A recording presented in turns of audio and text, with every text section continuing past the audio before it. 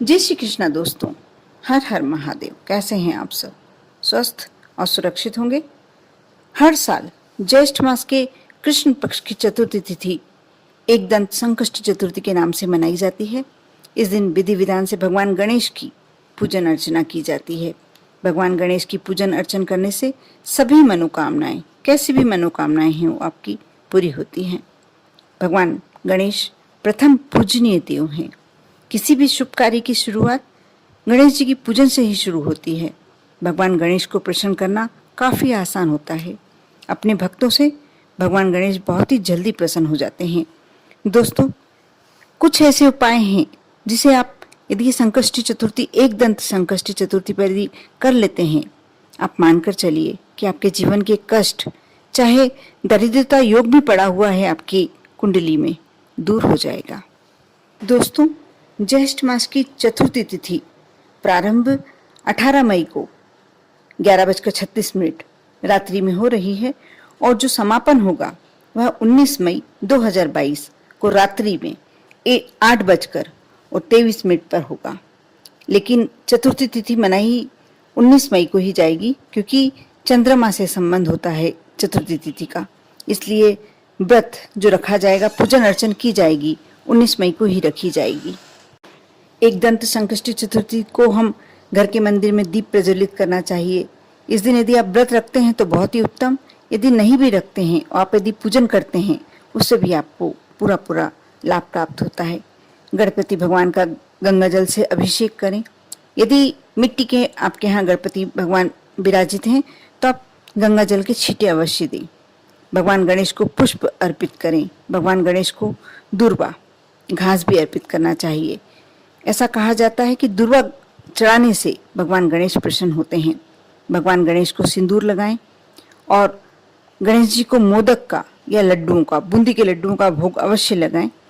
इस व्रत में चांद की पूजा का महत्व होता है।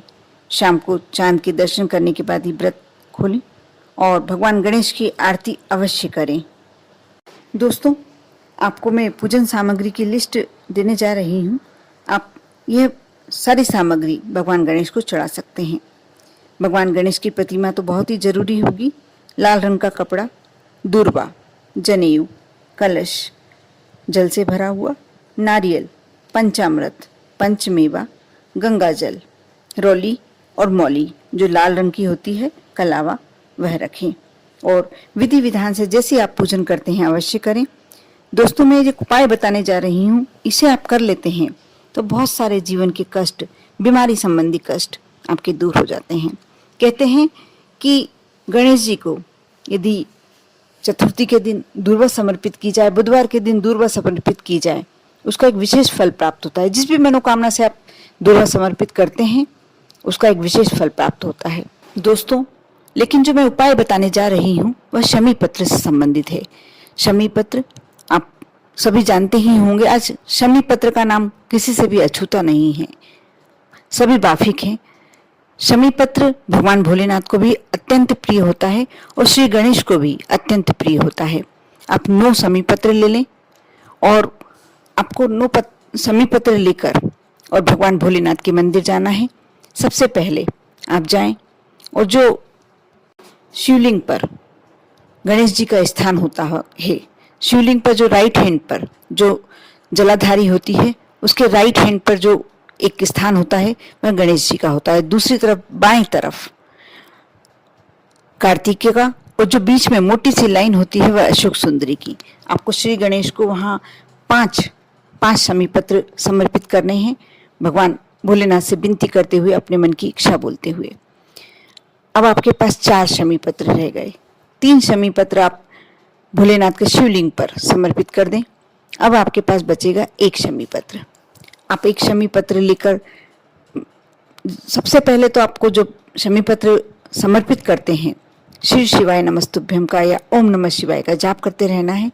अब जब आप शिवालय से बाहर निकलेंगे, जो मंदिर का दरवाजा होता है, आप देहरी जानते होंगे, सभी मंदिर में अंदर प्रवेश करेंगे तो दरवाजा तो होगा ही, और जो दरवाजे के लेफ्ट हैंड पर, उल्टे हाथ पर आपको एक घी का दीपक लगाना है और एक शमी पत्र जो बचा हुआ है वह रखना है। जब आप दीपक प्रज्वलित करते हैं उस समय आपके मन की कामना आपको विनती करनी है और यह करके आप घर आ जाएं।